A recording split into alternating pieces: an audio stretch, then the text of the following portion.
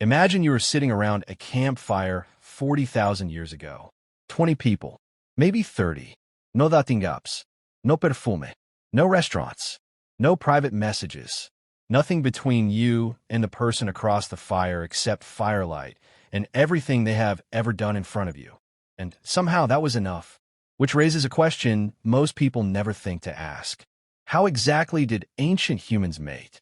Not the biological part. That part is obvious. The real question is everything that came before it. How did they attract each other? How did they choose? How did they build something that lasted long enough to raise children in one of the most dangerous environments that ever existed? Because underneath all of your apps and algorithms and carefully engineered romantic rituals, your brain is still running the exact same software. The same system that selected partners beside a prehistoric fire is still running every time you walk into a room and notice someone. Let's start by destroying the most popular myth about ancient romance. Prehistoric humans were not competing through physical dominance. The image of a caveman dragging a partner by the hair is not just inaccurate. It's the complete opposite of what actually happened. Ancient humans lived in small bands, usually between 20 and 50 people. Your entire social world fit inside one campfire's light. You knew everyone personally, every strength, every weakness, every embarrassing moment, every generous act. There was no ghosting after an awkward interaction. If you embarrassed yourself in front of someone, you still had to wake up beside them the next morning, sitting around the exact same fire, with the exact same 30 people watching. Think about that for a second. In that world, reputation was everything. And reputation wasn't built through appearance or possessions. Nobody owned much. A hunter-gatherer camp might contain fewer objects than your kitchen counter. People judged each other based on behavior. Who shared meat after a successful hunt? Who stayed calm when danger appeared? Who made the group feel safer just by being present? Not the biggest, the most reliable. And then researchers discovered something that should make every naturally funny person feel vindicated by evolution itself. Humor mattered more than muscles. A study of the Agda people in the Philippines found that skilled storytellers were among the most sought-after partners in the group. The people who could make strangers laugh, who could turn a difficult night into something bearable. They had more children. They were more desired. They were, by every measurable standard, more attractive. Think about that for a second. The ability to make people laugh around a campfire may have literally shaped human evolution itself. Because in a world with no possessions, no titles, no status symbols, personality became the only currency that mattered.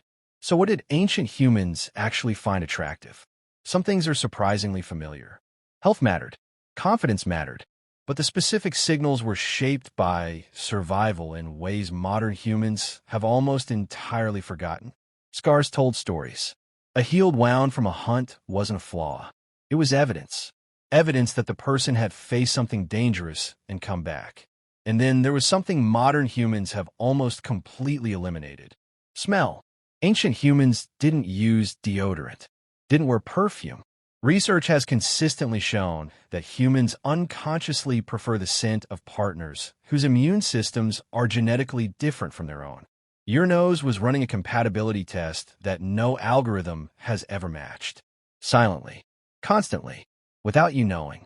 We covered all of that up with synthetic fragrances engineered in laboratories. Which brings us to the part that should feel uncomfortably familiar.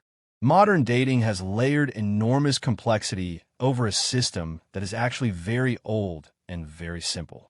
The apps, the profiles, the carefully managed first impressions, all of it is costume.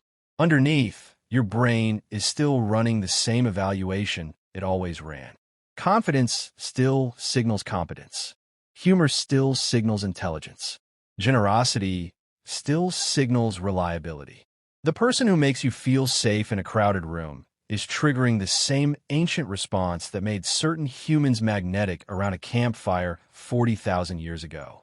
The anxiety you feel waiting for a message is the same attachment mechanism that kept prehistoric parents together through impossible conditions. Jealousy is your brain protecting an investment.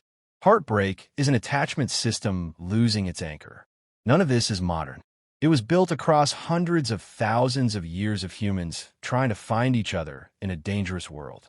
Archaeologists have found ancient graves where two people were buried holding each other.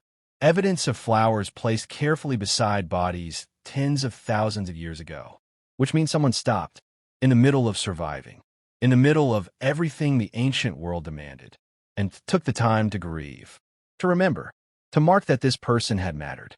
That impulse is not ancient history. It is inside you right now, because the human story has always been the same. People in a dangerous world try to find someone worth facing it with. That part never changed. Only the fire did.